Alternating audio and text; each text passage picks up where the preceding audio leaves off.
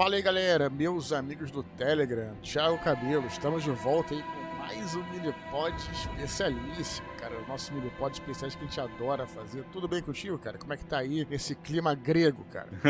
Fala, Dudu, beleza, cara? Cara, pô, esse Minipod especial a gente prometeu já faz um tempo, né? Porra, Uma coisa que, tempo. porra, já faz um tempão. E assim, a culpa é totalmente minha, porque, cara, não adianta. Eu quero me preparar, eu preciso reler o livro, eu preciso visitar os teóricos novamente, pra ficar tudo na cabeça, né, cara? Senão é foda. Eu também tava enrolado de fazer Minipod especial também, a gente tem nosso tempo limitado, né? Culpa não é tua, não, cara. São, enfim, coisas da vida, né, cara? Na verdade, a gente tá Na verdade, assim, então falando já o que a gente vai falar aqui, né? Como você já deve ter visto, que entra, começa a escutar o programa, sabe do que a gente tá falando, né? Mas em outubro de 23, Thiago, a gente fez um Minipod muito especial.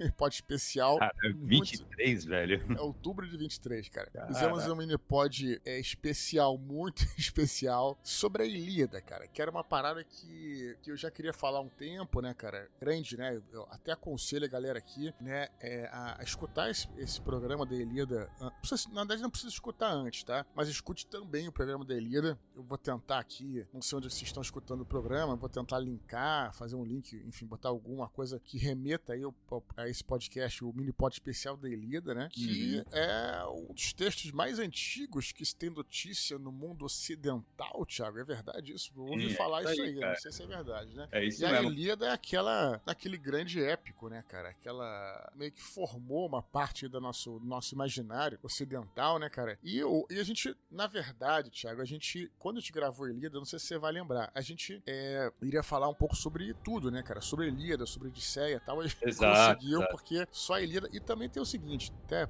quem tá nos escutando aqui, tem até gente que chega aqui de paraquedas, né? Primeira vez que nos escuta. Os minipods, eles tendem a ser curtos, né, cara? A gente acaba fechando no tema. Então, obviamente, a gente não conseguiu falar tudo da Ilíada, aqui a gente não vai falar tudo da Odisseia. A nossa missão, né? A gente tinha quando a gente fazia o Desconstruindo era isso. A nossa missão do Desconstruindo era desconstruir o tema, quer dizer, esmiuçar o tema, falar tudo. Nossas pautas eram de 5, 6 páginas, 8 páginas. Os programas ficavam com 2 horas e meia, a gente cortava e tal. Qual é o objetivo do Minipod? É despertar o interesse na galera. Esse é o objetivo. Exatamente. Tá? Então, assim, mas tá faltando coisa. Beleza. A gente não se propõe a falar tudo sobre o tema. A gente se propõe a despertar o interesse, fazer meio que uma passando, falar nossas opiniões e tal, como a gente sempre faz até no Minipod tradicional. Diga, Thiago, o que você ia falar? Não, eu ia falar que até, Dudu, é muito difícil você falar de esgotar o tema de uma Odisseia, por exemplo. Cara, exato. Não dá, entendeu? Existem trabalhos teóricos sobre a Odisseia há quantos anos, né, cara? E sempre tem coisa nova chegando. Então, assim, é muito difícil esgotar a Odisseia.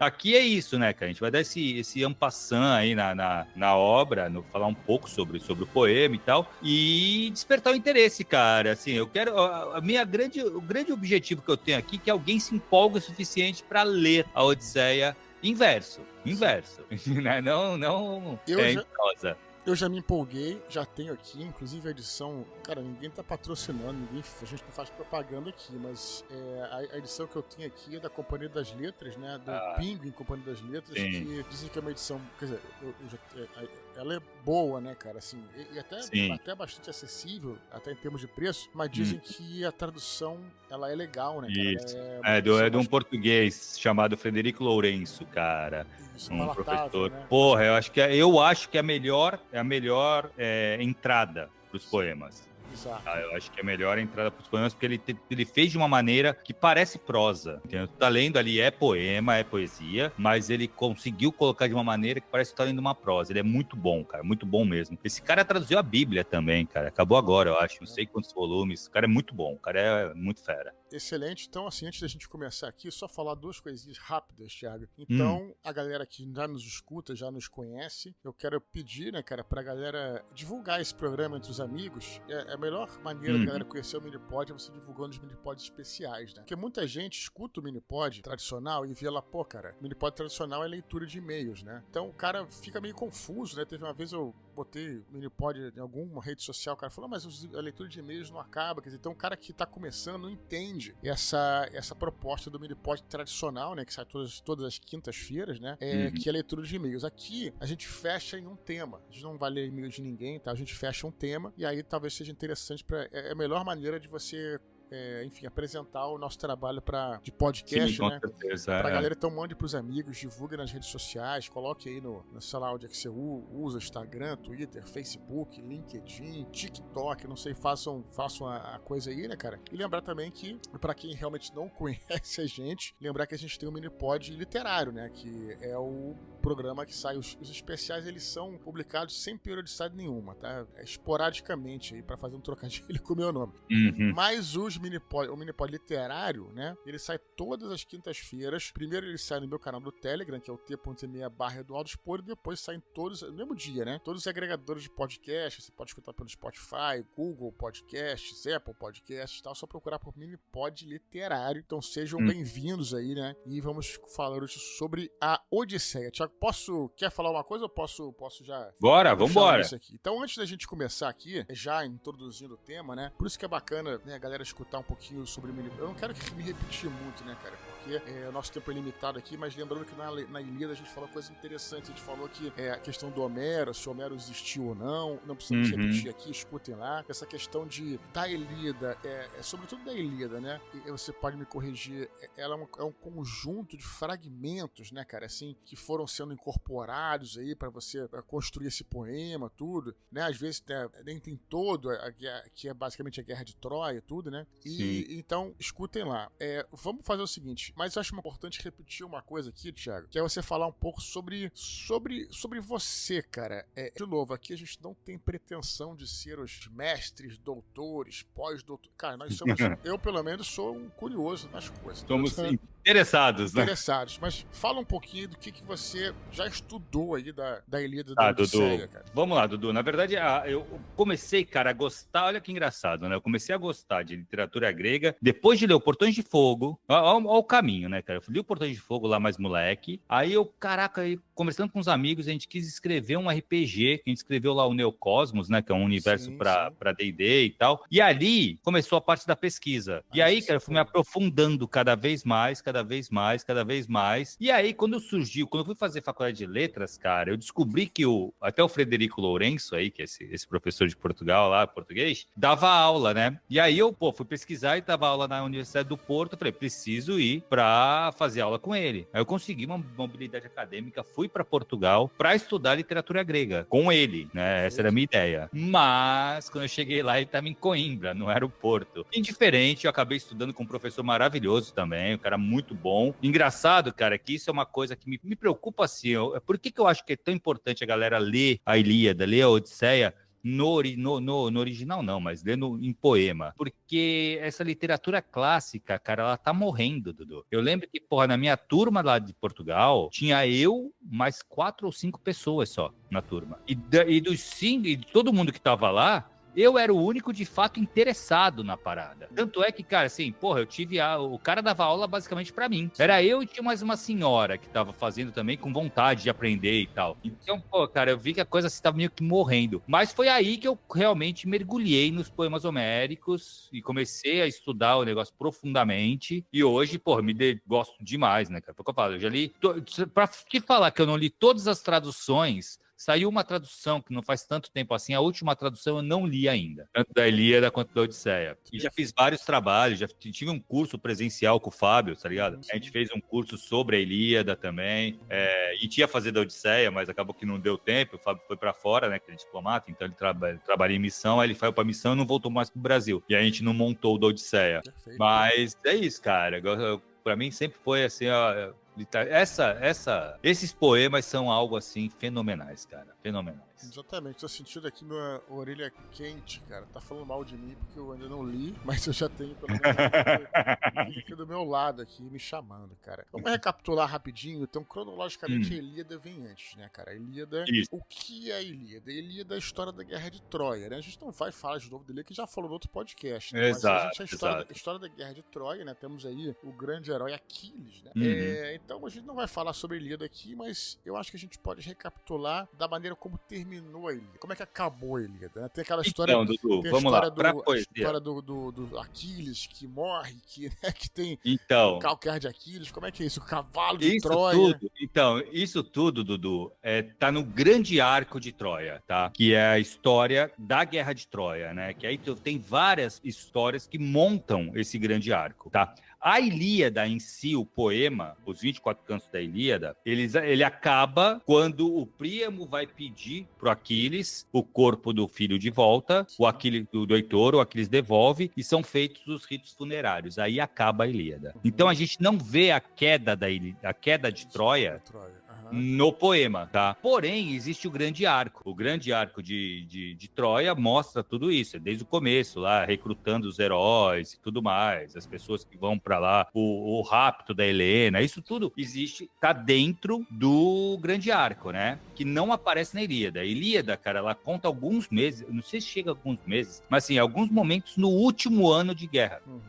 Entendeu? Perfeito. Então, assim, é um recorte do recorte do recorte, sabe? Mas a história é muito grande. Dando sequência na Ilíada, o que a gente tem no grande arco é justamente isso, né? A gente tem o cavalo, né? A queda, ele morre, tem o cavalo de Troia, que aí eles mandam lá, que é uma ideia do Odisseu, tá? De construir o cavalo, que aí abre os portões, Odisseu, o pessoal tá festejando. Que é o nosso herói. Odisseu, né? Exato, que vamos chamá-lo de Odisseu e, em latim, Ulisses, né? Ulisses, exato. Né? Que chamaríamos aqui de Odisseu. Eu até já fiquei tomar cuidado com isso daqui. Eu falei, como é que... Eu acho que eu perguntei, não sei que situação pro Thiago, como é que chama, Ulisses ou Odisseu? O Thiago quase me bateu, cara. Não, é Odisseu. Não, então, isso, cara, isso pra mim é um grande problema, cara, porque, cara, eu considero, o nome grego dele é Odisseu, o Ulisses é o nome latino dele, mas Ulisses é muito mais conhecido do que o Odisseu, né? Assim, o uso do nome. Tanto é que a minha maior crítica à tradução do Frederico Lourenço é justamente ele usar Ulisses e não Odisseu. É porque em Portugal a tradição latina é muito forte, né, cara? Exato. Não, assim, eu entendo, porque até por causa do livro do Joyce e tudo mais,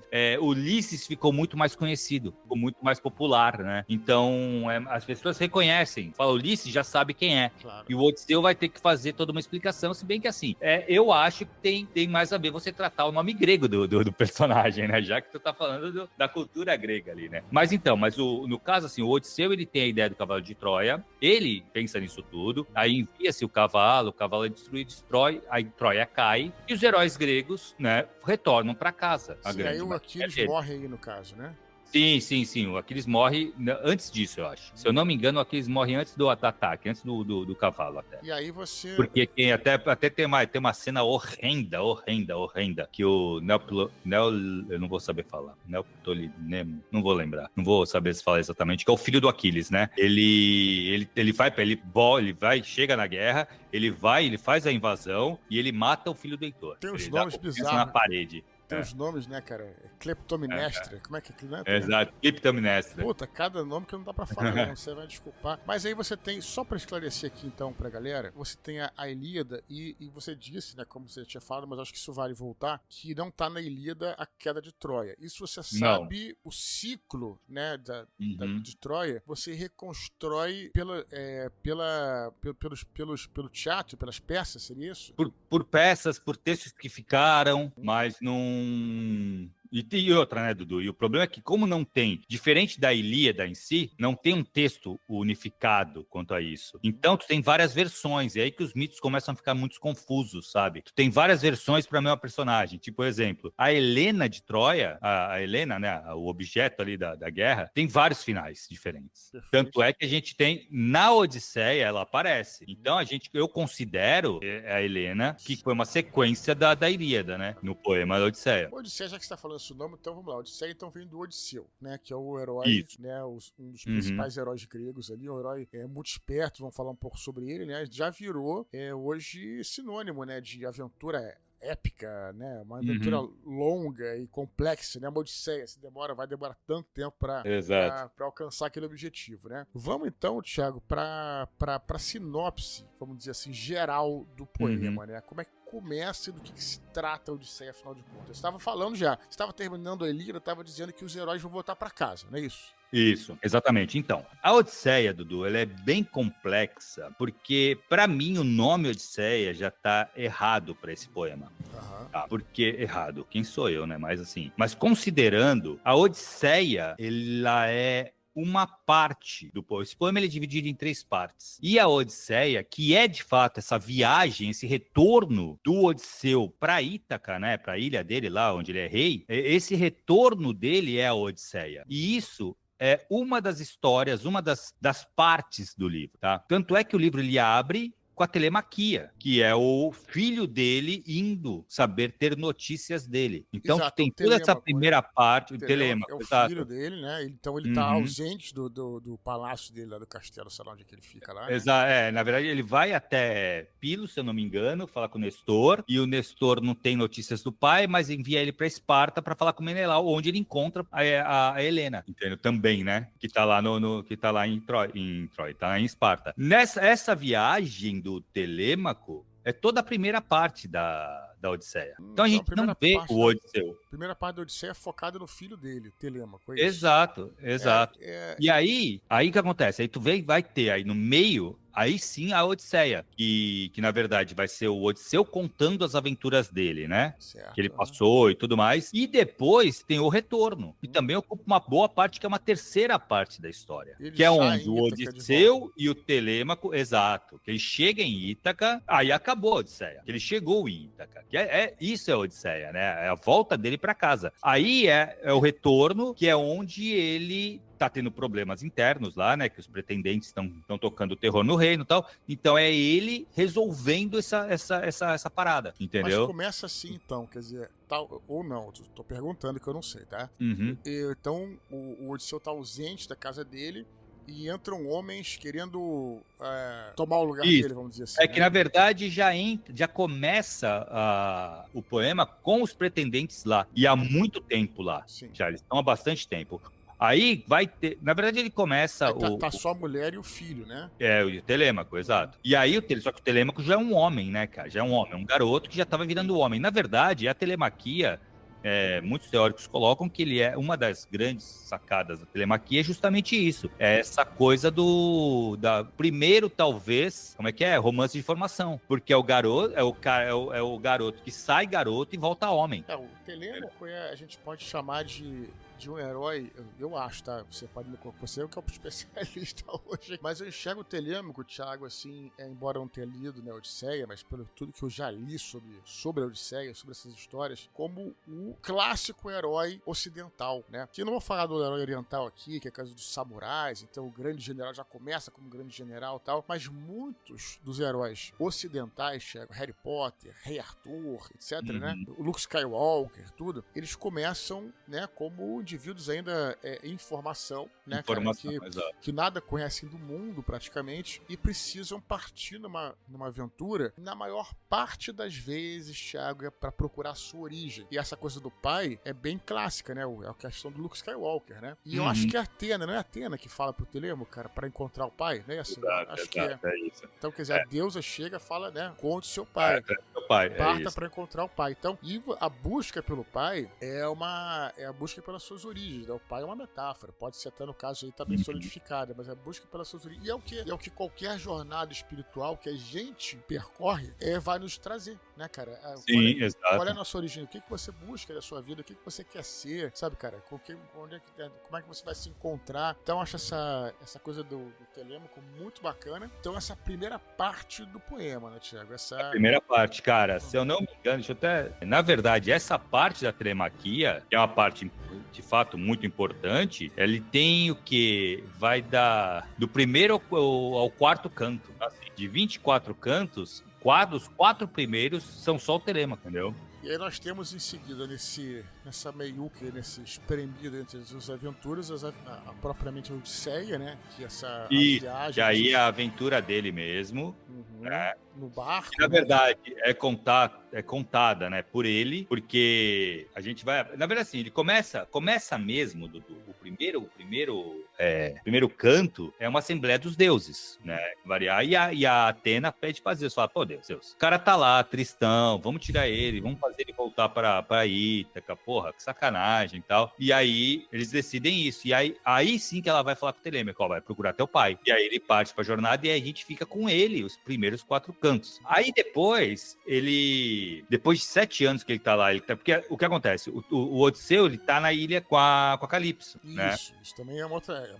começa ali, né, cara? Começa aí, exato. Na Odisseia ensina, quer dizer, essa parte. Há 7 anos, isso, ele tá há 7 anos. E, cara, ele tá, assim, na merda, né? Ele quer, porra, não, eu quero voltar, assim, a deusa oferece pra ele, isso é uma parada... Quem é Calypso? Vamos lá, quem é Calypso? Ela é uma ninfa, tá? Que linda, maravilhosa, tal, e ela se apaixona pelo Odisseu. E ela oferece pra ele, pra tu ver, ela oferece pra ele a imortalidade, cara. Então, essa é uma questão muito interessante logo no começo ali, né?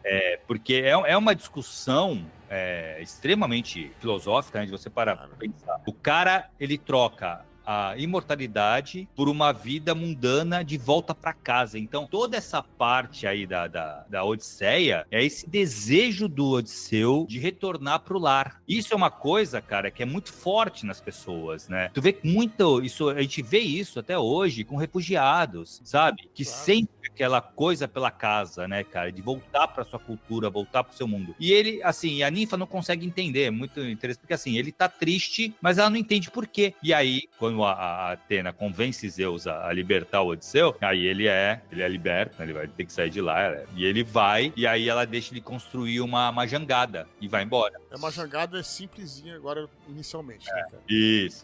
Muito bom. Então, nós temos, depois a gente vai voltar a isso aí, né? Nós temos essa coisa, lembrei agora, tem até, em vez de até uma palavra, né? Homesick, né? Você fica longe de casa. Exato, é isso. Isso é uma verdade mesmo, né, cara? Enfim, até, a gente sempre fala isso, Thiago, aqui, que esses mitos todos, a mitologia grega, ou seja, várias mitologias, elas funcionam porque nós sentimos um pouco ali daquelas coisas que os heróis sentem, de uma certa forma, né? Eu me lembro quando eu tava, na época que eu passei, claro, várias vezes eu fico com saudade de casa, tudo, mas eu lembro de um caso específico, eu tava na Alemanha, cara, e aí eu tava lá, enfim, na casa de um irmão de um amigo meu, eles saíram pra fazer não sei o que e tal, o cara era músico, né? Eu coloquei adorava negócio de Tom Jobim, essas bossa nova, eles se amarram nessas coisas lá, né? Aí coloquei uma música lá e tu começa a ficar realmente com saudade de casa, né, cara? Isso é uma parada que é um sentimento que todo mundo tem, de uma forma, de uma maneira ou de outra, né? Então, nós temos isso. Antes de partir também aqui... Não, aí, bom, peraí. Então, essa segunda parte. E a terceira, só pra gente amarrar, ele chegando em Ítaca. Ele chega em Ítaca e vê que, porra, tá tudo zoado lá. O nego tá querendo pegar a mulher dele, comer a comida dele, o escambau e tal. E aí, como é que... Aí, enfim, é isso, né? Aí tem todo o planejamento. Aí da vingança dele, né? Isso, exato. Perfeito. Então, essa é a terceira... do reino dele, né? Essa terceira parte da Odisseia, que na verdade só é a metade, né? Mas vamos lá, vamos falar um pouquinho mais da Odisseia. Antes aqui, eu queria ver com... assim, eu já vi muita gente falando, não sei se você concorda, pode ser que não, que às vezes até se recomenda você começar pela Odisseia e não pela Ilíada, apesar de que a Odisseia é depois, porque a Odisseia teria um caráter mais aventuresco e tal. Quais são as principais diferenças aí, cara? Até estéticas, narrativas que você enxerga entre a Ilíada e a Odisseia? Essas duas obras da Homero. Então, tem bastante diferença, viu, Dudu? Porque assim, o que acontece? A Ilíada, a gente tem meses ali de um final de uma guerra. E aí a gente tem um tema muito central, que é a ira do Aquiles, né? Tudo aquilo é gerado pela ira do Aquiles e tudo mais. Na Odisseia, a gente tem diversas coisas acontecendo, embora tudo também esteja ali, como é que se fala? Ligado com o desejo do Odisseu de retornar para Ítaca, né? Esse é o grande mote da parada, como o grande mote da Ilíada é a ira do Aquiles, né? Mas assim, se a gente for pensar, a Ilíada, ela é uma epopeia de guerra, entendeu? Ela é mais sombria, ela é mais épica, né? Tem essas coisas são maiores e tal, e tem foca muito... cenas fortes, né, cara? Eu me lembro daquela cena do pega o Heitor, porra... Sim, arrasta ele pelo... Então, e ele foca muito na parte de guerra, do guerreiro, né, cara? Destino, a fúria do Aquiles, focado em honra, né, cara? Porque assim, o Aquiles só retorna pra guerra porque mata um primo dele, sabe? Então tem tudo isso, né? Já a Odisseia, cara, ela é mais focada nessa coisa da aventura, sim, mas também, cara, nessa coisa da família, né? Tu vê, assim, os personagens principais da Odisseia é o Telêmaco, a Penélope e o Odisseu, né? Que é uma família, que é um núcleo familiar ali. Então, e tem essa coisa aí também a gente vai poder colocar aí uma temática muito forte na Odisseia, que é a inteligência, né, cara? A esperteza, assim. O Odisseu, ele é conhecido por ser esperto, por ser inteligente, mas não só ele, né? A gente tem a Penélope também, que é muito inteligente. Então, a gente tem essa contraparte. A deusa que mais aparece, que mais está presente na Odisseia é a Atena, né? Porque ela é que... E ela é considerada a deusa da inteligência. Deusa da sabedoria em combate, né? Um exato. combate mais, né, estratégico e tal, né? Aquela coisa... Exatamente. O que é a cara do Odisseu, né, cara? Porque ele também é um grande guerreiro, né? Só que ele não é aquele guerreiro truculento, quer dizer, é o guerreiro que usa astúcia e tal. Aliás, eu até queria expandir esse tema um pouquinho, né? A gente pensar nessas diferenças aí. Claro, você que vai dizer, né? Porque, né, do Odisseu pro Aquiles, né? O Odisseu, você diria que até tem uma carga um pouco mais moral, porque o Aquiles, ele é um arrogante, né, cara? A verdade é essa, né? O Odisseu, ele é um pouco mais moralizado do que o Aquiles, ou não? Também é um canalha multipontos. O Odisseu, me parece que talvez ele seja mais good que no RPG. O Aquiles no RPG talvez seja um neutro, né, cara? O Odisseu é mais pro good ou também é mais pro neutro? O que você acha? Eu acho que todo herói grego ele é neutro, Dudu. Eu não vejo ali uma parada muito de good. Porque assim, se a gente for para pensar, o Odisseu faz muita merda também, sabe? Ele não é um cara... Paladino ele não é. Paladino não é. Não, exato. Ele não é um cara bonzinho. Porra, a própria ideia do Cavalo de Troia é foda. E tem outras coisas, assim, outras participações dele na Ilíada também, que já fica meio assim, sabe? Porra, eu não sei, assim, é difícil você pegar um herói grego e pensar nele como good, sabe? Mas as aventuras têm uma moralidade um pouco mais, não tem? Né? Sim. Na verdade, assim, o que eu acho que é diferente da Ilíada, a Ilíada é que me revolta um pouco. Se tem um personagem bom, é o Heitor, me parece. Perfeito, tá? Sim, também acho. Mas o problema todo é que o Aquiles, ele é um mimado, sabe? Exato. Esse que é o ponto. O Aquiles, tudo bem, eu acho que eu perguntei de uma maneira errada. O Aquiles é um babaca, a verdade é essa, né? Isso. O Odisseu já é um cara que te conquista mais, né? Sim, com certeza, cara. O Odisseu, ele tem essa coisa da malandragem dele, das coisas. Porra, ele, na verdade, assim, pra tu ver, se a gente for falar do grande arco de Troia, ele é o responsável pela Guerra de Troia, né? Sim, pelo início da guerra. Porque o que aconteceu? O Odisseu, quando foi casar lá, a Helena foi se casar, o pai da Helena juntou todos os heróis gregos pra decidir quem ia casar com ela. E aí tinha lá, cara, os grandes heróis, inclusive o Odisseu. E ela ia ser, ela não, né? Provavelmente o pai dela ia escolher com quem ela ia casar. O que o Odisseu fez? O Odisseu virou pro cara e falou o seguinte: vai dar merda. Assim que tu falar com quem que ela vai casar, vai começar uma pancadaria aqui foda. A gente falou isso da Ilíada, né? Quer dizer, cada escolha é uma perda e nesse caso várias perdas. Exato. Aí ele falou, então faz o seguinte, antes de você anunciar quem você escolheu, vamos fazer um juramento, que é o juramento da cabeça do cavalo, se eu não me engano, acho que é isso o nome, onde todos os pretendentes aqui juram proteger o futuro marido ou o marido da Helena se alguém atentar contra a honra dele. Perfeito.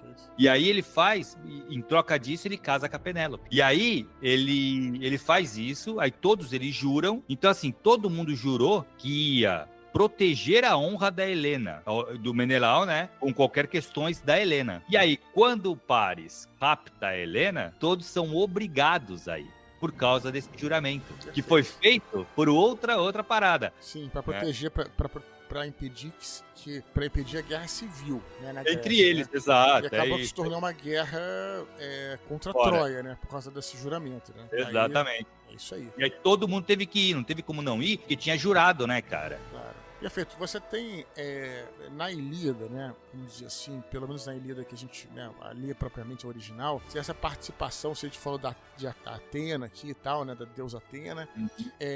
A gente falou enfim, de outros deuses, quando a gente falou da Ilíada. Tem essa coisa, cara, do filme lá, o filme do Brad Pitt, né, cara, que não aparece os deuses, né, cara. Eles fizeram uma opção, enfim, fizeram uma opção pra não mostrar, ficou um negócio, enfim, não vou nem entrar nisso que eu já entrei. Como é que é isso no caso da Odisseia? Também tem essa participação dos deuses aí massiva, porque na Ilíada, nego, os deuses descem mesmo a porrada, né? Então, como é que é aqui, né?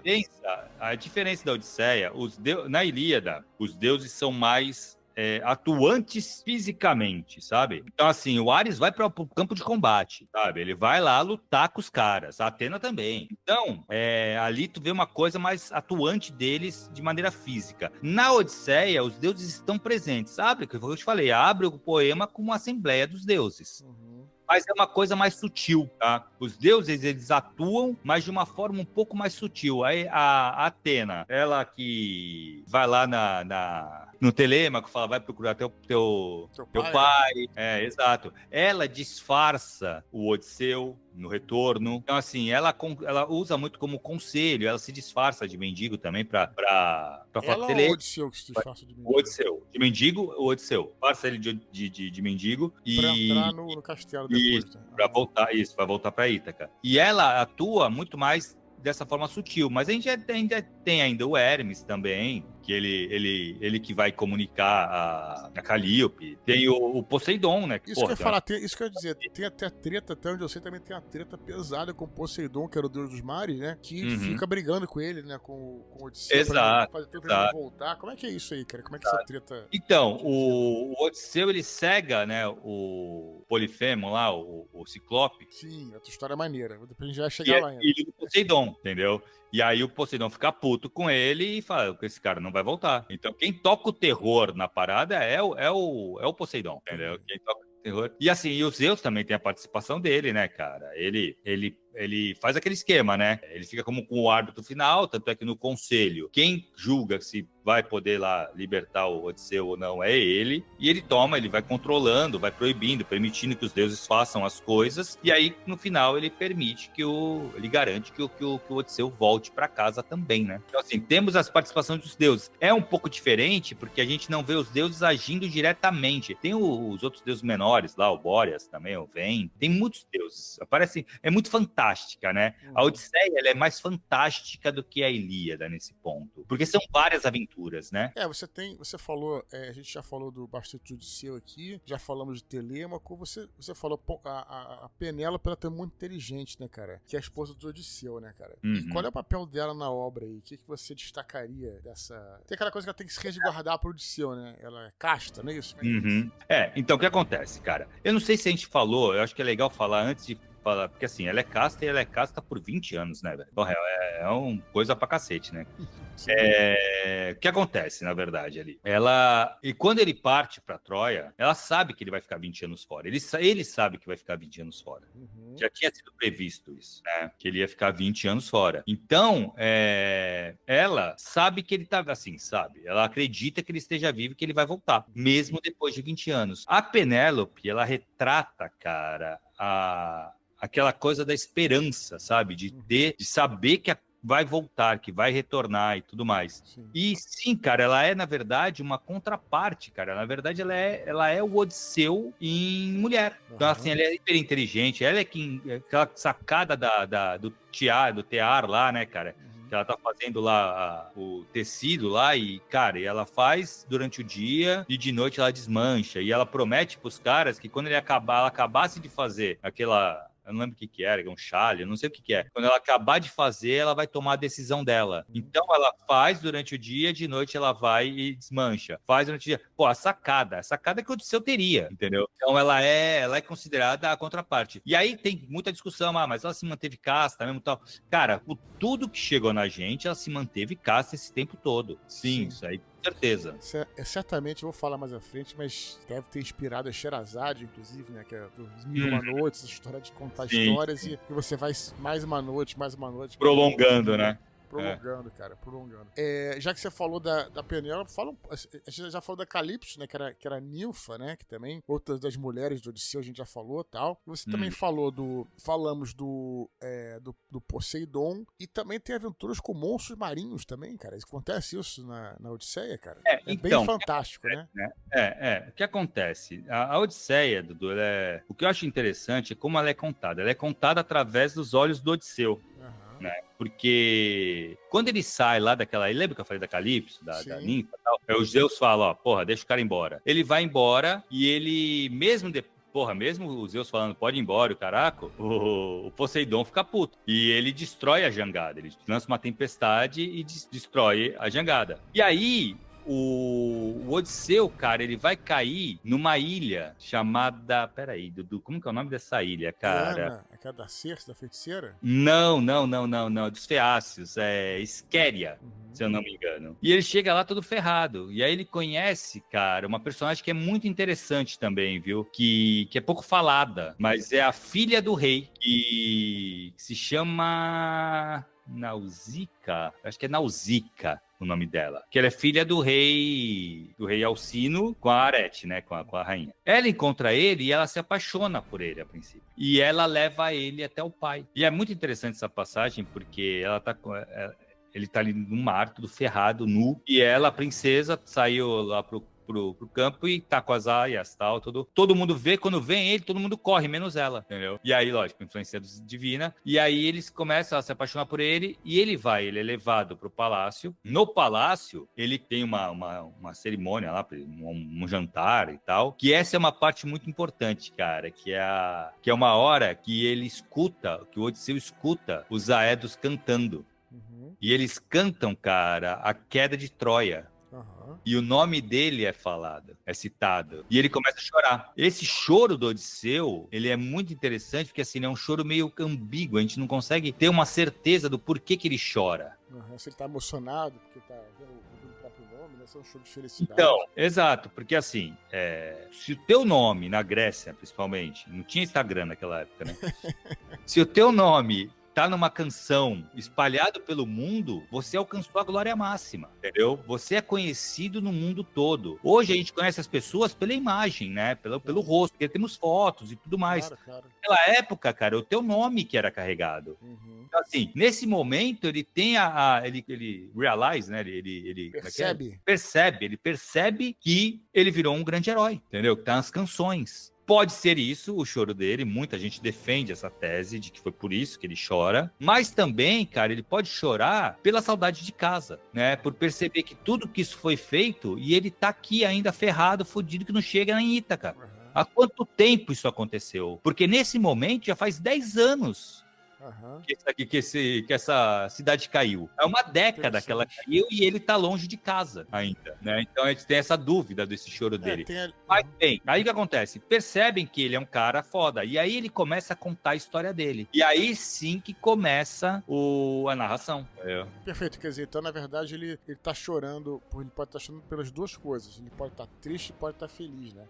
Ele pode estar feliz, emocionado, porque ele alcançou a glória máxima, mas ao mesmo tempo ele se liga que ele tá longe de casa 10 anos tentando voltar pra casa. Exato. E aí o Alcino, né, que é o rei, ele encoraja o Ulisses a contar a história dele. E aí ele se revela, ele fala, ó, eu sou o Odisseu, sou o Ulisses, né? E aconteceu isso.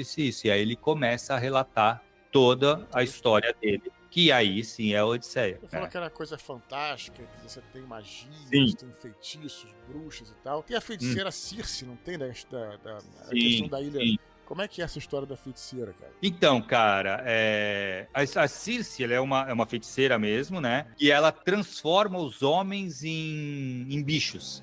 Sim, é até interessante, quando eles estão chegando perto dessa ilha, eles veem os animais, duas patas andando tal, e aí acham meio estranho e tal. E aí eles entram lá, param nessa ilha, né? E veem que eles comem lá, não lembro o que exatamente o que eles comem, mas eles comem uma parada e viram animais. Toda a tripulação dele. Aí nesse ponto ele já tá com o navio, né? Só pra deixar claro, né? Sim. Ele tá voltando. Ali ele tá voltando. Ele tá voltando de Troia, né? Ele volta de Troia. Aí o que acontece? Primeira coisa, quando ele sai de Troia, os caras, né? Eles saqueiam uma cidade que eu não vou lembrar o nome agora. E aí eles perdem um papá de homem e tal. Aí eles chegam numa outra terra, cara, isso aqui é muito bizarro, cara, que é uma galera que come lótus, que causa, aí a flor causa amnésia e letargia. Sim. Aí ele precisa arrastar os homens dele pra dar força para voltar para os navios e tal. Aí beleza, ele faz. De lá, ele vai... eles ficam... Acontece a parada do Polifemo. O Polifemo é interessante contar essa história também, né, Dudu? Porque é uma história que... Nessa história, a gente tem de novo a genialidade do Odisseu, né? Ela é mostrada mais uma vez. Sim. Só quero pontuar antes que você conte essa história que, assim, duas coisinhas rapidinhas, que como é que tem essas coisas, né? Eu já li o Mil e Uma Noites, não li ainda a Odisseia, mas como é que essas histórias chegaram no Oriente, né, cara? Porra, você tá falando de que um indivíduo que tá sendo cantado, o nome dele tá passando por aquela região ali, mas você pega que o Mil e Uma Noites tem uma história, cara, do Simbal Marujo, que é exatamente igual essa história do Ciclopes, exatamente igual. É mesmo? Igual, idêntica, a história é uma das viagens do Simba. Uma das viagens do Simba é justamente na Ilha do Ciclopes. E a história é idêntica, mas manda brasa aí, cara. Quer falar ou você quer? Pode falar. Então, aí o que acontece? Eles são capturados, né? Eles ficam presos ali na caverna do Polifemo. Eles chegam numa ilha, né? Uma ilha do Ciclopes, não é isso? Isso. São vários Ciclopes e tal, mas eles ficam presos pelo Polifemo na caverna dele. E aí, eles comem, né, os homens. Então, eles vão virar jantar. Por dia, eu acho, né? Uma coisa isso. Aí, cara, eles pensam, vamos cegar ele e tal, não sei o quê, beleza. Essa é a ideia. E quando cegam ele... Embriagam, né? Embriagam ele. Isso. Então, e aí estão conversando e o Polifemo pergunta qual é o nome dele. Do Odisseu. E ele fala, meu nome é ninguém. O Odisseu fala que é ninguém. Isso, que é muito interessante esse negócio dele, pode ver como ele é inteligente. Ele sabe que tem outros Ciclopes, e se ele, quando cegar o Polifemo, ele vai gritar e vão vir uns outros Ciclopes e vai dar merda, né? Vão pegar eles. E aí, ele faz isso, ele fala, qual é o seu nome? É ninguém. E aí, realmente acontece isso. Eles saem, eles fogem. Ele cega e depois ele sai correndo e o cara fica... Ninguém me cegou, né? Não? No Simba sai correndo. Falei. Não, eles se penduram na barriga das ovelhas dele. Eles se escondem na barriga das ovelhas. Mas é isso, exatamente. Aí os caras vão perguntando, não sei o que, mas quem que aconteceu? Ele, ninguém me machucou, ninguém me atacou. Ninguém me atacou, porque ele fala assim, primeiro eles perguntam, tá acontecendo alguma coisa? Porque escutam os gritos. Ele, não, ninguém me atacou, ninguém... Pô, tu vê, mais uma vez, cara, pra mostrar a inteligência. É meio cômico, né? É meio cômico, mas assim, a sacada do Odisseu é muito foda, né, cara? Claro. Mas depois...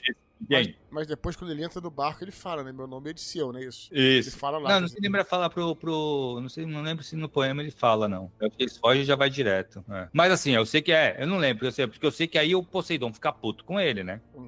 É nesse momento que aí o Poseidon começa a perseguir ele, porque o Polifemo vai pedir pro Poseidon pra punir ele. Mas também o cara tava só se defendendo também, né? O outro cara queria comer o cara vivo também. Exato. Porra, é foda, né? Aí, beleza. Aí, depois disso, cara, eles saindo do Polifemo, eles vão Tem a parada, acho que do deus dos ventos lá, cara. O Éolo lá. Que ele dá um saco de vento pro Odisseu.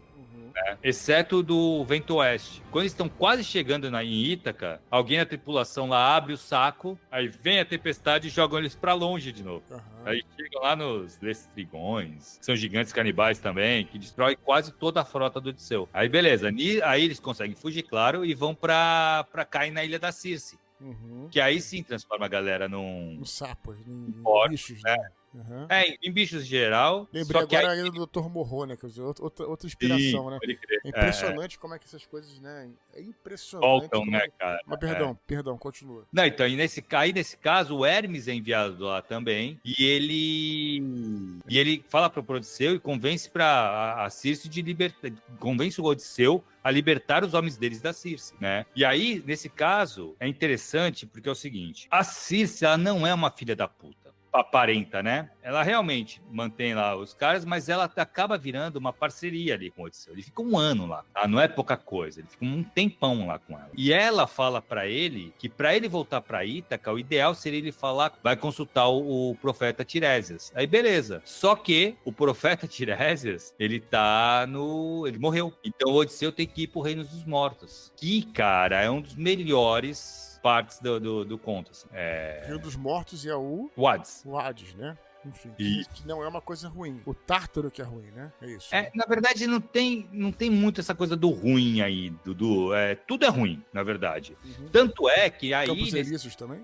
Então, Campos Elíseos seria a única coisa boa, na verdade. Mas assim, ninguém vai pra lá. Tanto é que lá no Hades, ele encontra várias personalidades, vários heróis. E um dos mais interessantes que ele encontra é o Aquiles. Olha, o Aquiles tá lá, né? O Aquiles tá lá. E o mais foda é, o Aquiles se arrepende. Isso é muito foda. Porque ao Aquiles foi dado uma escolha. Não sei se vocês lembram. Não sei se tu lembra. Na Ilíada. Tem a escolha de você vai viver muito, mas vai ser um cara desconhecido. Ou você vai viver pouco e vai ser lembrado por toda a eternidade. E ele se arrepende dessa escolha, o Odisseu. Então é muito foda essa parada. Bem, e o Tiresias fala, né, cara, ele encontra a mãe também, é muito boa essa parte, porra, é foda. Ele fala como ele vai voltar pra Ítaca, só que ele alerta o Odisseu sobre os gados do Hélio, né, do deus Sol. Aí beleza. Aí ele volta lá pra Cícera, se libera os caras e tudo mais, sabe, de todos os perigos ali que ele vai encontrar. Por exemplo, as sereias, depois o monstro de 6 cabeças lá, o Sila, né, cara? Uhum. O Redemoinho lá, o Carabides lá, sabe e ele é avisado sobre como é que se fala? Os gados sagrados do Hélio. Até aí vai tudo bem, cara. Eles passam pelas sereias. Mas as sereias tem uma parte interessante também, porque o Odisseu, ele quer sentir a parada, né? Então ele passa para toda a tripulação, colocar ceras no ouvido, para não escutar o canto das sereias. Sim, famosa história, né? A ceia pega a cera das velas e tapa os ouvidos. E tapa os ouvidos para não escutar. E ele não tapa. Ele pede para ser amarrado no mastro. Sim, tem algumas pinturas clássicas com essa imagem. E é muito interessante, né? Assim, lógico, a gente tem aqui uma ideia de sereia que é completamente diferente da sereia do poema, tá? A sereia não é aquela mulher que tem rabo de peixe, tá? É tipo uma árpia, né? É tipo uma árpia, exatamente. É tipo uma águia com o rosto feminino. Sim. E realmente elas são o terror dos homens, assim. Elas começam a cantar e os caras se apavoram, se jogam na água e tudo mais. Bem, ele passa por todas essas aventuras. E todas essas aventuras são contadas por ele ali pro rei, né? Pro rei lá da primeira ilha que você tá falando, né? Daquela ilha do que a gente tá falando. Que ele chegou, da Nausíaca, do Alcino, né? Que é o rei. Então, aí, a população dele acaba que come um dos gados sagrados de Hélio. E aí Zeus destrói o navio com um raio, né? Joga um raio, destrói o navio e só sobrevive o Odisseu, que chega em Ítaca. Então essa é a grande aventura, cara, que ele passa por ele. Passa por coisa pra caramba. Agora, uma coisa que é interessante de falar, Dudu, como que essa história foi contada também, né? Não parece ser linear, né? Pelo que você tá falando. Não é nem um pouco exato, porque assim, uma coisa pra caramba, né? Uma coisa é a gente falar da Ilíada, que ela é contada de forma linear. Sim. As coisas respeitam a progressão temporal, né, natural. Aqui não. Aqui a gente tem todo um recorte das coisas, né? Por quê? Porque é contada por ele. Então, assim, a gente tem um recorte do Telêmaco, começa lá, o Telêmaco aí corta pro Odisseu, ele tá lá com a Calíope, ele sai, chega nos Feoces. Então, no presente, o que a gente acredita? O presente é ele saindo ali enquanto o Telêmaco tá fazendo a viagem dele, o Odisseu tá saindo da Calíope e chegando nos Feoces. E aí a gente conhece toda a história num grande flashback. O que se torna... Tarantino, né? Então, meio Tarantino, e assim, o que torna interessante por mais, cara, que a gente saiba que o Odisseu se ferrou na vida, porra, muito, ele sobreviveu, ele tá ali vivo. Por quê? Porque ele tá contando a história. Claro. Então, isso é bem interessante, né? E bem diferente. Pra tu ver, essa parada de usar flashback e tal, cara, a Odisseia já fez isso, sabe? Então, é foda, né, cara? Vamos fazer o seguinte, a gente já falou bastante das aventuras dele, né? E aí, a terceira parte, acredito que seja a parte final, pelo que você tá falando, Odisseu volta, né? Ele chega a Ítaca, ele retorna a Ítaca, e quando ele vê o palácio dele tá dominado ali por outras pessoas e tal, e ele precisa fazer um reconhecimento pra saber quem é quem, pra saber que ele vai fazer, quem ele vai se vingar, né? Pra olhar a mulher dele, ver como é que estão as coisas e tal. E aí que a Atena dá essa ideia dele se fantasiar de mendigo, né, cara? Ela disfarça ele, se eu não me engano, né? Eu acho que ela é que modifica ele. Exato. E aí ele entra no palácio, é isso, né, cara? E ele vai... Na verdade, ele chega no porto, né? Aí ele encontra lá o criador de porcos. Se eu não me engano, é o criador de porcos que reconhece ele. Que reconhece não, mas eu acho que ele fala pra ele, eu não lembro. Quem reconhece ele é a mulher que trabalhou pra ele. Reconhece até por uma cicatriz que ele tem na perna. Mas é isso mesmo, assim, ó. Ele vai até o rancho do Eu Meu, o nome do cara, tá aqui anotado. Que não o reconhece, na verdade, mas trata ele muito bem. E ele escuta as notícias, né? Aí o cara fala do senhor dele, tá puto com os pretendentes e tal. Então, tem todo isso, pesa bastante também, porque depois esse cara vai ajudar ele depois. Mas nisso, quando ele tá ali, nesse rancho do Eu Meu, no canto seguinte, que é o canto 15, sim, o Telêmaco retorna. Ok. Aí ele volta de Esparta. E ele consegue escapar, né? Tem uma emboscada dos pretendentes no Telêmaco e ele chega na cabana de Eu Meu. Também encontra o Odisseu ali. Aí tem uma cena muito foda aí, porque a Atena remove o disfarce do Odisseu. E ele se revela pro Telêmaco. Então eles se abraçam e tal, e eles planejam já a vingança contra os pretendentes. E a gente tá no canto 16, né? Então ainda tem bastante coisa para acontecer, né? E aí ele vai... São 24. Tem bastante coisa. A gente tá chegando no finalzinho, né? Já estamos na parte final.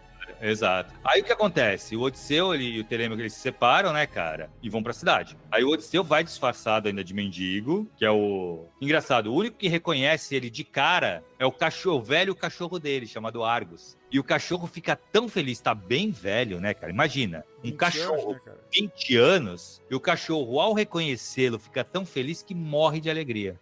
Caramba, coitado do cachorro, tem um ataque do coração. Mas faz sentido, né? O cachorro também tá velhinho, né, cara? Fica muito emocionado. Exato. Maneiro, e aí que o Odisseu tem a primeiro contato, né, com os pretendentes. Ele é humilhado, ele tá como mendigo, né? Então ele é humilhado, apavorado pelos mendigos. É sinistro. Aí pelos pretendentes, né? Você tá falando. Pretendentes, isso. Eu falei do quê? Dos mendigos? Tu se embolou, mas tudo bem. Não, eu embolei por quê? Por quê? Na verdade, porque depois ele tem uma briga, ele tem uma luta com outro mendigo, o Odisseu. O outro mendigo não sabe que ele é o que tem um outro mendigo, eu esqueci o nome dele. Mas que seja, tanto é que nesse conto, exatamente isso. Só que aí, cara, porra, o Odisseu vence ele muito fácil.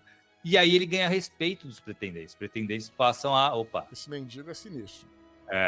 Esse aí. E aí começam a respeitá-lo um pouco mais, né? Aí a gente já vai pro canto 19, né, cara? Que já começa a entrar já na parada final mesmo. Que o Odisseu vê a Penélope pela primeira vez nesse canto. Ela questiona sobre o marido, ele disfarça, ele tá disfarçado, né? Ela não sabe. E aí tem uma velha ama, Euricleia, o nome dela. Ela vai lavar os pés dele e reconhece uma cicatriz que ele tinha na coxa. E aí, só que o Odisseu fala pra ela ficar em silêncio, fala pra não falar nada. E aí, beleza, aí já vai pro 20º, né, já do capítulo, o Odisseu ali aguentando aquela merda toda, né, cara, no palácio dele e tal. Os pretendentes continuam tocando terror. Aí, no dia seguinte, vai ser a vingança dele, já tá tudo combinado. Aí tem vários presságios, pressentimentos e tal, que algo muito ruim vai acontecer. Então, a galera sabe que algo muito ruim vai acontecer. Né? E aí já entra no canto 21, que é o desafio do arco. Que isso aí, a Penélope fala que quem conseguir, entre os pretendentes, né? Que ela vai escolher quem vai conseguir, quem vai ficar com ela. Acabou o finalmente de tear lá o Charlie. E agora chegou o momento. Ela vai decidir como. Ela vai ter um arco antigo do Odisseu. Quem conseguir envergar o arco e atirar uma flecha através de 12 machados, 12 furinhos do machado, vai ser o novo marido dela. Beleza, nenhum dos pretendentes consegue dobrar o arco. É um arco muito difícil, muito pesado. Né? Aí o mendigo pede para tentar. Aí acontece a mesma coisa acontece a mesma coisa que acontece no Rei Arthur, né, cara? Não é? Que só o Rei Arthur podia tirar a espada da pedra, exatamente. Né? Olha só, olha só que consegue envergar o arco e atira, e aí, meu irmão, começa a pancadaria. Aí com a ajuda do Telêmaco, né? E de alguns fiéis ali, né? O Eu Meu, um outro servo. eles matam todos os pretendentes. Aí é uma carnificina mesmo. Eles limpam o palácio ali na base da porrada, matando geral. Mesmo assim, a Penélope não acredita que ele é o Odisseu. Ela acha que ele pode ser uma armadilha dos deuses. E aí tem uma parte que é muito foda também, cara, que ela pergunta, existe um segredo, né, em Ítaca, que é como é que é a cama do casal. E ela pergunta, né, ela fala sobre a cama e tal, aí ele fala que a cama é construída em volta, em torno de um tronco de oliveira. Então a cama não pode ser movida. E aí que ela reconhece ele, pô, essa cena é muito bonita também. Ela abraça e tal, e eles ficam juntos de novo. E aí no finalzinho, o último canto, os pretendentes morreram, né, cara? Foram pro submundo. E o Odisseu se encontra com o pai, com o Laerte, e conforta. Aí as famílias dos pretendentes atacam o Odisseu ainda, mas a Atena intervém, estabelece a paz na ilha e acaba a Odisseia. Perfeito. É muito foda, cara. E parece então que a Odisseia é mais consolidada do que a Ilíada, né? Que ela te entrega mais nesse sentido, vamos colocar dessa maneira, né? Ou não? Então, eu vou te falar, cara, é engraçado por quê? Porque a Odisseia, por mais que ela seja, ela é extremamente mais complexa, na minha opinião, tá? Do que a Ilíada. Porque foi o que a gente falou, cara, assim, são 3 partes. Dessas 3 partes, tem coisas muito importantes que acontecem em cada uma delas. A segunda parte, que é a Odisseia, de fato, cara, é muita aventura que acontece, é muita coisa, são vários momentos, né, que são contados, mas ele tem essa coisa que tu falou, ele tem esse fechamento interessante, é que na verdade... Né? Exato, porque aí ele voltou e acabou, de fato, entendeu? Não tem mais o que contar ali, né, lógico. Pode inventar alguma coisa, mas acabou. Foi contado todo o retorno dele, tudo que ele passou, todo o retorno dele e a pacificação do lugar quando ele chega e ele volta. E aí sim, não tem mais o porquê esse herói se aventurar. Se ele se aventurou durante 20 anos, 20 anos não, né? Porque 10 anos ele passou na guerra. Mas se ele se aventurou 10 anos para voltar para casa, dificilmente esse cara vai querer sair de casa agora, cara. Não, agora é ficar, pegar o DVD, o seu streaming... É isso aí, não vai sair mais. Mas tem então, um filho, né? Tem a história... O filho pode suceder. Né? Telêmaco poderia continuar, é verdade. Muito bom, cara. Pô, cara, realmente me parece uma história fantástica, uma aventura interessantíssima. Você conseguiria destacar, cara, o seu trecho preferido da Odisseia, cara? Difícil, cara, difícil pra cacete. Tem uma parte, assim, tem várias partes muito bonitas na Odisseia, né? Na Ilíada tem muito claro que a parte final ali, quando o Príamo beija a mão do Aquiles, pra mim aquilo ali é o concurso, né, cara? Mas na Odisseia tem algumas partes fodas. Essa parte dele com a Penélope é muito bonita, dele poeticamente bonita também. O finalzinho, né, que você tá falando. Mas tem uma parte, cara, que é muito, muito bonita, quando ele vai pro submundo, quando ele vai lá pro Hades, que ele encontra a mãe dele. E ele tenta abraçar a mãe dele 3 vezes. Uhum. Só que ela é um fantasma, é uma sombra. Sim, né? Uhum. E ele não consegue. Essa parte é muito emocionante também, é muito bonita. E essas coisas são bem filosóficas também, né, cara? Que não é só a questão estética, né? É pra fazer a gente pensar, essa coisa de você, né? Vira uma sombra mesmo, né? Que tá com você. As pessoas, quando morrem, né, cara? Elas ficam com você, com certeza, né? Tem aquelas piadas, morreu pra você, né? Mas realmente, a gente, né? Todos aqueles momentos que a gente passou com essas pessoas, elas ficam. Só que você não tem essa pessoa fisicamente. Não tem ela fisicamente, exato. Mas você tem elas com você para sempre, sem dúvida, né, cara? Claro. Então tem todas as questões filosóficas aí, né, cara? E eu diria, Thiago, vou arriscar aqui, que talvez por isso que a Odisseia, não só a Odisseia, como a Ilíada, como todas as coisas, continuam relevantes até hoje, né, cara? Porque, a minha opinião, né, essa grande força da mitologia dos mitos, né? O Campbell já falava disso, né? Eles são sempre contados e recontados porque os mitos eles funcionam porque eles estão falando sobre sentimentos humanos. E a Odisseia, mais do que isso, agora especificamente da Odisseia, é gritante. Olha que eu não li, Thiago. Olha que eu não li. Mas é gritante você ver como isso influenciou, né, cara? Eu acabei de falar do Telêmaco aqui, né? Que tem, vários heróis ocidentais, orientais também, whatever, mas vários heróis se inspiraram no Telêmaco, né, cara? Essa coisa de você buscar o pai, buscar a sua origem, né, cara? Exato. A questão de você conhecer você se crescer, né, cara? Ter essa passagem da infância pra juventude, pro adulto e tal. Sem querer, a gente falou aqui do Rei Arthur, né, cara, que Exato, do teste, né? Do teste e tal,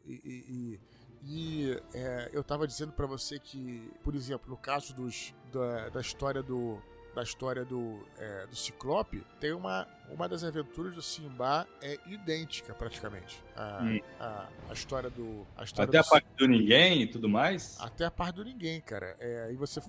Só que eu acho que o Simba é que fala o nome dele, posso ter me confundido e tal. Mas então tem coisas muito parecidas, né? Ganharam o mundo, né, cara? Então, eu acho que por isso você se arriscaria alguma opinião? Você regula com a minha opinião? Cara, o que você acha? Eu acho que sim, Dudu. Eu acho que assim, na verdade a coisa ela eu acho que os mitos, cara, são muito universais de fato, sabe?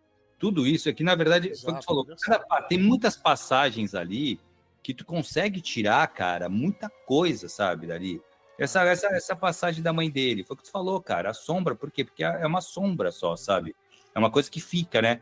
Mas, além disso, porra, o diálogo dele com Aquiles, sabe? É coisa do Aquiles se arrepender, cara. Maravilhoso também. O próprio aguardar da Penélope, sabe? Essa coisa da esperança. Assim. Ter a esperança de que ele tá vivo, de que ele vai voltar, sabe? Uhum. Então, eu acho que ele é tão complexo, cara. A própria, assim, tu fala no começo lá que Calypso, ele escolher uma vida mortal que vai acabar do que é o contrário do Aquiles, né, também, né? Ele pode exato. Pode ser que ele tenha feito a trajetória inversa, porque o Aquiles escolhe o contrário, né? Escolhe uma vida gloriosa do que uma morte miserável, né? Uma vida gloriosa. Mas se bem que assim, o Aquiles, ele acaba sendo a mesma escolha, porque assim, ele é glorioso, mas curta, é o que ele escolhe. Ele preferia uma mais longa e sem glória. O Odisseu, ele só quer voltar para casa, cara. Ele troca a imortalidade, porque assim, que seria basicamente você virar um deus. Você ser imortal na Grécia Antiga é você virar divindade. Os deuses eram imortais. Então ele troca a imortalidade para voltar para casa. Isso pode ver como mas assim, é basicamente a escolha que qualquer, assim, mas assim, falando bem, é a escolha que qualquer um faria, cara. Assim, pra você ter a tua família de volta, o tempo de ficar com a tua família, é claro que, entendeu o que eu tô falando? Se você pensar bem, ao mesmo tempo que existe esse dilema, né, quando você traz pra tua realidade, não existe dilema, entendeu o que eu tô falando? Exato, sim. É muito maneiro isso, é um papo bem legal, cara, sério. Não, então, mas é o que eu te falo, assim, ele é muito profundo, né, cara? A Odisseia, ela tem questões, se você for pegar ali, são questões muito profundas, cara. Essa parada que a gente falou, tu perguntou pra mim uma cena que eu gosto muito. O choro dele eu acho fenomenal, cara. É fenomenal essa cena, assim. A poesia dessa cena é muito bem escrita, muito bem feita, cara. Então, assim, e tu fica ali, ele se emociona, e por que e tu fica se questionando, sabe? Eu achava que ele tava se emocionando pela falta da família, né, cara? Claro. Mas não, cara, assim, aí muitos defendem que ele tá ali porque ele descobriu que agora ele já tinha trocado a imortalidade, ele não queria mais ser imortal, né? Ele não ia querer ser imortal, ele queria voltar, e ali ele vê que ele é imortal. E quando ele vê o nome dele na boca do Zaedo, ele percebe que já era, cara, ele é imortal. Porque na Grécia, que para tu se imortalizar é você ser cantado, né? E ele tinha uma música com ele, falando dos feitos dele, tudo que ele fez ali. Muito foda, cara, muito foda, nossa. Mas agora eu vou te deixar em maus lençóis até piores que eu já te deixei. Se você pudesse escolher, cara, Ilíada ou Odisseia, o que você... Ai, caralho, não sei, Dudu. Caralho, não sei mesmo, cara. Eu acho que, são tão, assim... Ao mesmo tempo que partem do mesmo... são atribuídas ao mesmo autor, né? Eu acho elas tão diferentes, cara, mas tão diferentes que é difícil da gente julgar ali se existe uma melhor que a outra, cara. Eu acho que os temas são tão... Vamos pra parte prática, então. Eu vou te falar uma coisa, vamos lá. Eu, particularmente, eu acho a Odisseia mais complexo, mais importante até. Porém, no meu gosto pessoal, eu prefiro a Ilíada. Tá? Eu gosto da Ilíada, até porque eu estudei muito mais a fundo a Ilíada do que a Odisseia. Talvez se eu dedicasse o mesmo tempo de estudo que eu tive com a Ilíada para a Odisseia, lendo mais teóricos e tudo mais, talvez eu gostasse mais da Odisseia. Porque uma das coisas que eu gosto da Ilíada são essa diversificação temática que tem na Ilíada.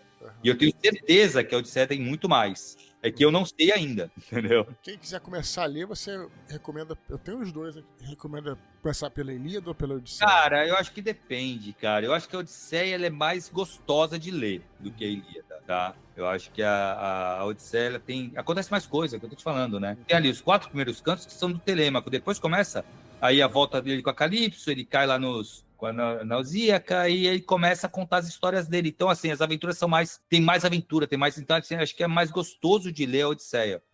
Então, eu acho que talvez começar pela Odisseia vale mais a pena. Não tem esse problema, não vai causar um problema cronológico na cabeça do diretor. De maneira nenhuma, Dudu. De maneira nenhuma. O Odisseu, ele aparece na Ilíada, tá? Ele tem importância para a Ilíada. Não tão quanto a gente imagina, porque que nem a parte do cavalo de Troia, que é o que dá a grande importância para o Odisseu, na Ilíada, né? Na Ilíada, no arco de Troia, não acontece na Ilíada. Então, assim, ele tem lá alguns cantos onde ele aparece bastante. Tem até uma missão que vai ele e o Diomedes de noite para atacar o acampamento troiano, que aí ele tem um bom destaque nesses cantos aí, mas não é, puta, coisa pra caraca, não. Ele não tem tanto destaque assim na Ilíada. Então não tem influência nenhuma, cara. Se tu leu Odisseia antes, é indiferente. Perfeito, já entrei aqui em polêmica, te deixei em maus lençóis. Agora eu vou trazer um ponto aqui, assim, agora sim polêmico, né? O Ender será polêmico. Eu não posso, vocês me desculpem, cara, eu não posso encerrar esse programa aqui sem a gente lembrar que agora em 26, ano que vem, vai ter um filme, cara, do Christopher Nolan, já tá sendo anunciado aí, que é Odisseia, né? E você já tá trincando os dentes, que eu sei, cara. Então, Dudu, vamos lá, cara. O que eu acho desse filme? Primeiro, vale dizer que eu gosto muito do Nolan, tá? Eu sei que tem gente que não curte muito. Eu não curto muito, não. Ah, tu não curte? Eu gosto bastante. Gosto bastante, sim. Da grande maioria dos filmes dele eu gosto. Grande maioria. Então, assim, eu confio no diretor. Eu acredito que vai ser um ótimo filme, tá? Beleza, ponto. Aí a gente tem isso, eu acho que não tem muita, na minha opinião, muita discussão. Porém, eu não acho que vai ser uma boa adaptação. Adaptar uma Odisseia, literalmente, com um filme, né, cara? Um filme. Cara, muito difícil, Dudu. Foi o que eu te falei, cara. Começa que a gente tem 3 histórias aí. Então a gente tem 3 narrativas diferentes, né? Completamente isoladas uma da outra. Então tem a telemaquia, ele vai tratar a telemaquia? Ah, não vai ignorar. Vai ignorar. Porra, já não é uma adaptação da Odisseia. E não dá pra você ignorar uma parte que tem muita importância, né? Não, eu acho que isso não vai ignorar, não sei. O problema é como é que ele vai fazer todas essas viagens do Odisseu, né, cara? Então, aí que tá, ele vai fazer, porra, as viagens do Odisseu. Cara, é outra coisa que consome muito, com certeza. E o retorno, ele é longo também no poema. Então, assim, se ele for focar só nas viagens do Odisseu, o retorno, que é uma parte importantíssima, vai ser cagada. Não vai ter conclusão, né? Não tem conclusão. Ou vai ter umas 5 horas de duração, ou não dá para adaptar. Então, eu acho que ele vai ter que selecionar. O que eu acho, tá? E vamos lá. O que eu faria, tá? Eu não colocaria muito das viagens dele. Eu até retrataria uma viagem ou outra. Eu colocaria algumas coisas na boca do personagem, contando para o rei dos Feácios lá, porque é o que acontece de fato, né? Ele contando é que mostra. Mas seria ele contando só, não necessariamente mostrando o que está acontecendo, e eu focaria no retorno. Claro, para poder fechar a história, né? Para ter uma história... E é o que, na verdade, acaba importando, né, cara? Ainda mais se você for trabalhar Telêmaco, Penélope, porque toda a parte da Odisseia em si, a Odisseia que eu digo assim, as aventuras do Odisseu, eles são descartáveis para a história da família. Sim, exatamente. São aventuras que estão acontecendo naquele meio tempo, né, cara? Mas... Exato, elas começam e acabam. O máximo que elas fazem é transformar o Odisseu. Mas para a família, ali, para Ítaca em si, o que interessa é que ele conseguiu voltar. E aí e retomar a cidade. Então, assim, eu selecionaria algumas aventuras. Eu acho que o Polifemo precisa colocar. Isso que eu ia te falar, será que vai puxar pro Fantástico ou vai fazer que nem Troia, que não teve nada de Fantástico? O que você acha? Então, eu acho cagada não focar no Fantástico, cara. Sinceramente, eu acho cagada, porque assim, porra, não tem como. Ler o poema, tu vai ver que é fantástico. Mas a Ilíada também, né? Os caras não fizeram. Então, fizeram, mas... O Troia não. Não, então, não fizeram, mas tá cagado. Sim. Porque, porra, como não... Sabe, assim, pô, o cara é filho de um deus. o Aquiles. Como que ele, porra, não é fantástico, sabe? Então, eu acho foda, assim. A não ser que seja realmente aquela coisa que fizeram, acho que com o Rei Arthur, né? Um filme lá, que é o que deu origem... o que deu origem à lenda. E aí, beleza. Mas acho que não vai ser. Não, eu acho que se tá falando que é uma adaptação da Odisseia, aí tu tem que ser fantástico, cara. Não tem como... A Odisseia mais ainda, cara. Ela é mais fantástica que a Ilíada. Assim, se não tiver a presença dos deuses na Odisseia, porra, como é que ele vai se fantasiar de mendigo e ninguém vai perceber? E uma coisa é o cara se fantasiar, outra coisa é Deus ir lá e mudar ele, né, cara? Então, não sei. Eu acho bizarro. Bom, eu acho que, no mínimo, Dudu, ele vai... Se for uma bosta o filme, que eu não acho que vai ser, tá? Mas se for uma bosta total o filme, no mínimo ele vai servir para trazer à tona de novo essa história, para as pessoas que não conhecem passarem a conhecer, entendeu? Então, isso que eu ia falar, essa opinião que eu ia dar. Concordo com você plenamente, porque foi mais ou menos o que aconteceu com o Troia, né, cara? Que é um filme... Sim. O Troia, a gente falou muito no mini-pod especial sobre Ilíada, escutem lá. Falamos sobre o Troia, sobre o filme, que não é um filme ruim, cara, sabe? Tem coisas interessantes do filme, tem boas lutas e tal, mas tem muita coisa ruim. O enredo, cara, é cagado, enfim, não é ruim, mas tem coisas ruins. Mas o importante ali foi apresentar a Guerra de Troia para uma nova geração que estava fora. Então, às vezes isso até, você tava falando, né? Pô, tinha 4 pessoas no curso de literatura clássica e tal. Essas coisas são importantes pra pelo menos despertar o interesse. O cara vai ler alguma coisa, pô, ele é o Percy Jackson, ele é alguma coisa assim, e aí vai até chegar na Ilíada. E quem sabe, sei lá, 1000 caras que, né, 10 mil que leram a Ilíada, talvez um garoto vá fazer um curso e vai fazer, entendeu? Então é uma maneira de o mito não morrer, pelo menos, né, cara? Pelo saber do que se trata. Vamos ver, assim, eu não curto muito Nolan, mas fica aí a expectativa, Thiago. Quer falar mais alguma outra coisa, cara, antes de encerrar? Você é o especialista aí na área, cara. Você que manda. Cara, eu quero recomendar a galera ler a Odisseia mesmo. Acho que o ótimo pedido é realmente começar pela versão da Penguin, que é inverso, mas é um verso muito palatável, então dá para ler tranquilamente, sabe?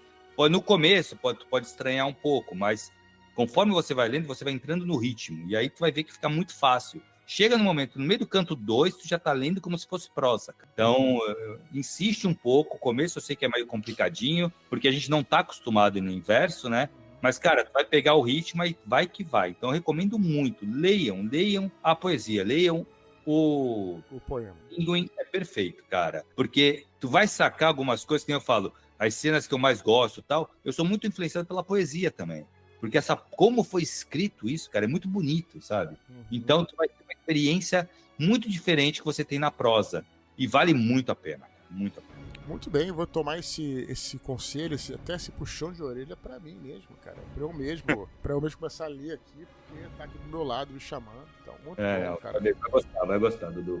Excelente, Thiago. Então, cara, foi isso, cara. Muito legal, né? Muito bom fazer um mini-pod especial, fazer aquilo que a gente não fazia. Exatamente. Recomendem pra galera. E, né, Thiago, que temos de recados finais aí que a gente sempre fala. Cara, lembrar a galera para continuar escrevendo para eduardospor@gmail.com. Lembrando que todos os e-mails são lidos lá no Minipod tradicional. A gente sabe que a fila tá grande, mas é aquilo, cara. Manda um e-mail, desencana dele, vai ler a Odisseia e quanto menos perceber, o teu e-mail tá sendo lido aqui pela gente. Faz que nem o Odisseu, né, cara? 20 anos depois você volta pra ele, beleza? Quem se tiver vontade de fazer qualquer doação para o nosso canal, chave pix eduardospor@gmail.com.